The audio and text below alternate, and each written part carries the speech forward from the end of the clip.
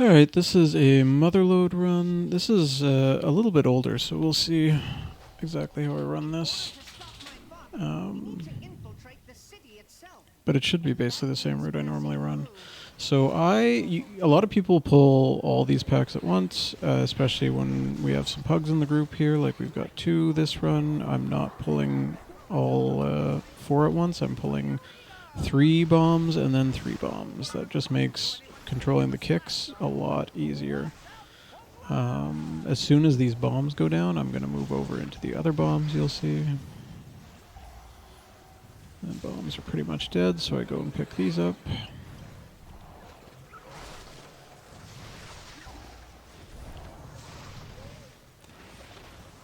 The leaps and the blades are annoying on these, but it's the bombs going off that will actually kill people.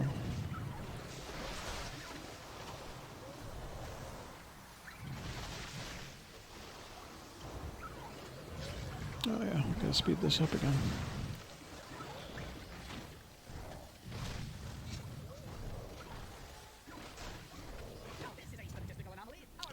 There's a whole bunch of RP.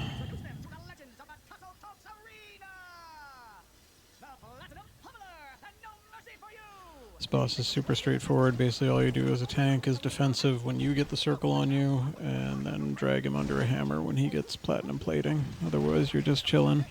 If there are like some bombs in the path that you're going, you can soak them pretty easily just to make it easier on your DPS.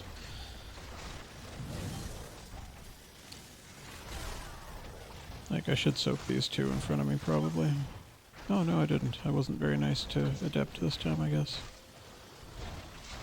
And then you just slowly move around the room. The hammers get deactivated for a period of time each time after you use them, so you gotta move on to the next one before the next platinum plating.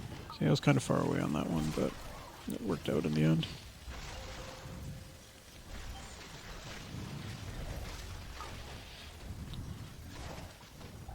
For you has way less health than Pummeler, so you do want them to die at about the same time.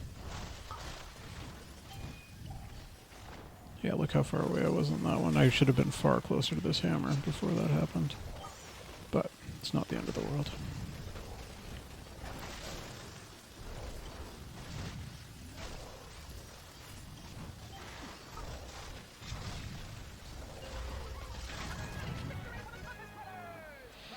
I'm assuming we're probably going to do double unit. Yep, I just typed it out in chat just to let people know. You absolutely do not have to do double unit in this key. There's quite a bit of time, but if you want to do this pull, it's fairly efficient, and it's not that hard. The key is to just try and delay the corrosive gunk casts with CC until after the mega drills are done. See, both mega drills are done, corrosive cast had gone off, so Sock had plenty of time to top people off from it.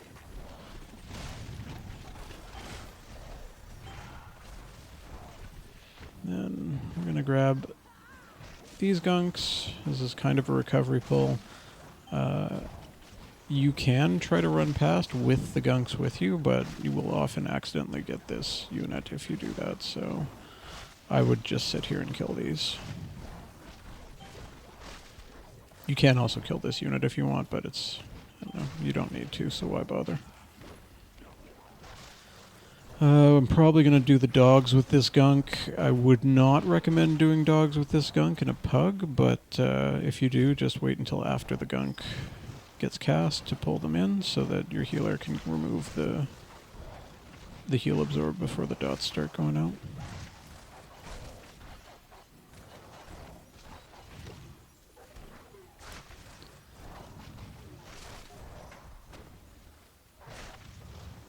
If you kill that unit that we skipped, you can skip 2 of these dogs very easily, but it doesn't really matter either way. The 4-dog pull is pretty manageable, so.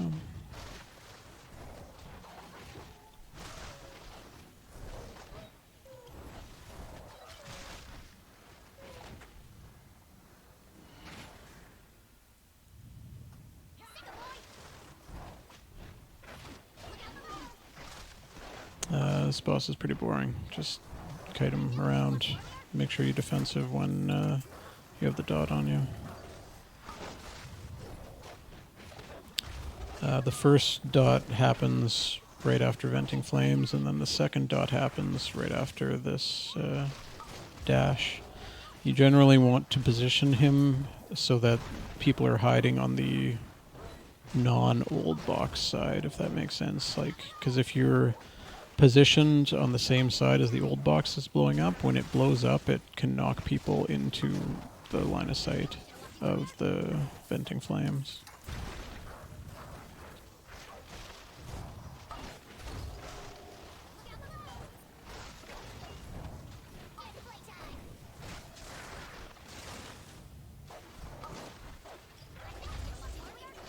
I guess saying you always position him between the old box and the new box is probably the smarter way to describe that.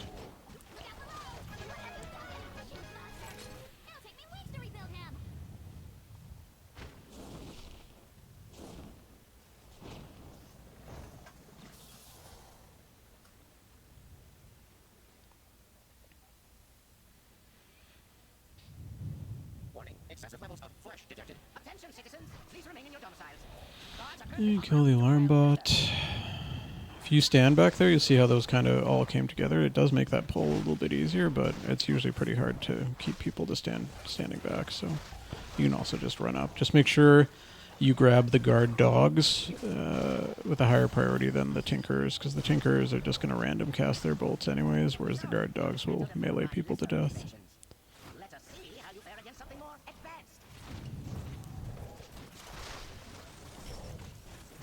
There's nothing really exciting going on in this pull. This is mostly a healer problem pull.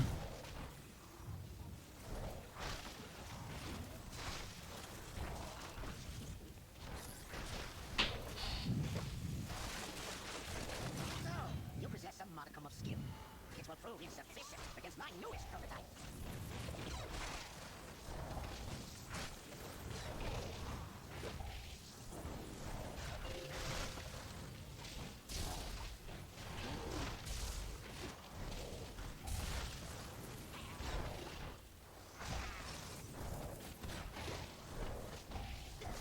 Invaders have made it past the outer defenses. I want their stench removed from my city. I have activated all civic defenses, my king. Rest assured, these organisms will be... Just do the puzzle. I'm usually a coward and I don't risk this, but you definitely can.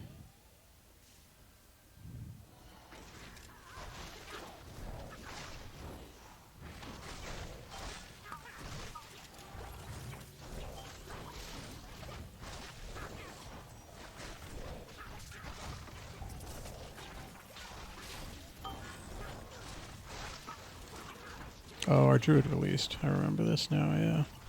He got killed by the squirrel and then he released, so we had to wait forever for him to run. This area is the longest run back this season. If you die here and there's any chance that you can get a res, you just wait. It's fucked.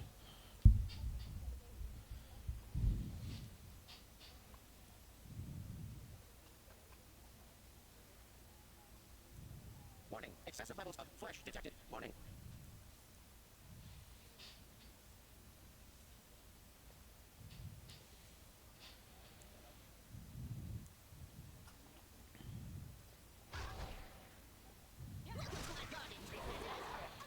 Alright, going into this boss. When those plants stun or spawn, usually you want to try and land a stun on them relatively quickly, because they will attack whoever is closest to them at the time. And if you stun them, it gives time for the tank to be closest to them. The other trick about this boss is I don't think I ever do it this fight, but when those beams start to spawn, the indication of where they're going to be spins for a fair bit before the beam itself actually spawns. So you can always just stand where the indicator is and let it spin off you, so you don't have to guess which direction it's going to go. We'll see if I do it on the next one. I don't think I do. No, I didn't. But I could have just run the other way and then just stood under it and then as long as I don't try to move with it at the start, it'll move off me before it actually spawns the beam, and I'll have lots of time.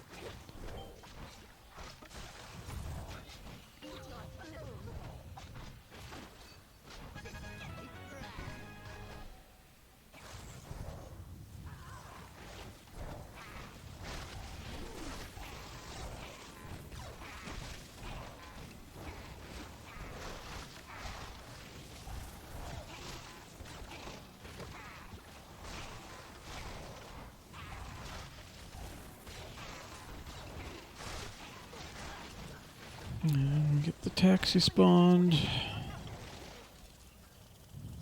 So, my misguided son returns. I'm impressed you made it this far. You are no longer my father. Just a malfunctioning machine that must be shut This down. next pull is pretty tough on your healer. Just try to make sure you you keep them near the shields so that everybody can stand in. Oh, you see, actually, I didn't think I was doing it this early, but you'll notice I knocked the defenders back into the shield there. If you can stun them or knock them into the shield, they will take less of the cleave damage, and you'll end up getting more shields out of them before the Mark IIs die. I didn't do a great job of it there. I might, if I was doing this back then, I might do a better job on this next set. We don't have a way to skip these, so we just kill this. There are a lot of ways to skip this pack, and if you can, feel free to do so, because it's kind of a waste of time pack.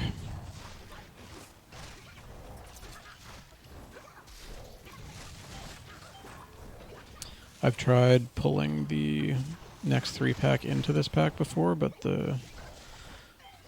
if you get an unfortunate generator spawn that's falling off right as a squirrel goes off, and there's the short out going on, you can just have some really nasty overlaps.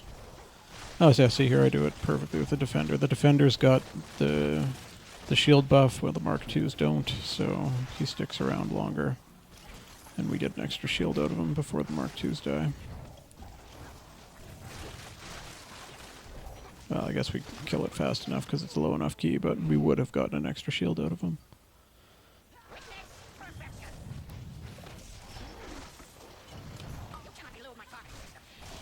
And the big thing with this boss is learning how to bait the orbs and just let other people dodge you when you have the beam. Oh, excuse me. You can keep DPSing through that cutter beam as long as you're not directly under him.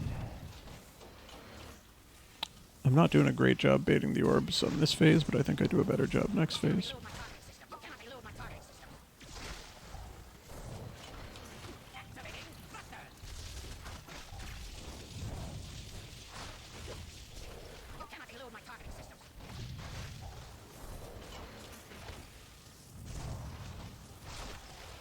This boss is pretty boring, but it's also one of the bosses that you'll often just have a really smooth run and then suddenly it falls apart here because people get clotheslined by orbs. So I'll explain how to dodge the orbs better and make it easier.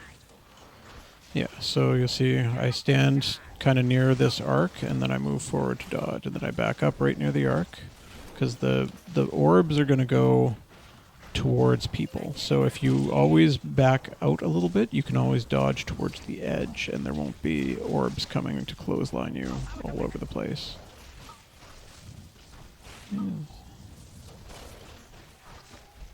Back out to the edge there, and then we can always dodge forward. Back out to the edge, and then you can dodge forward. And then back out to the edge, the little curve, and then you can dodge forward.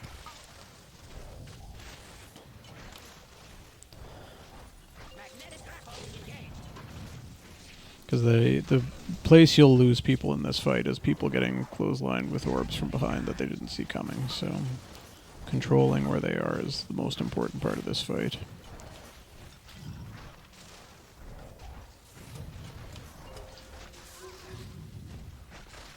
And that's how you do Mechagon.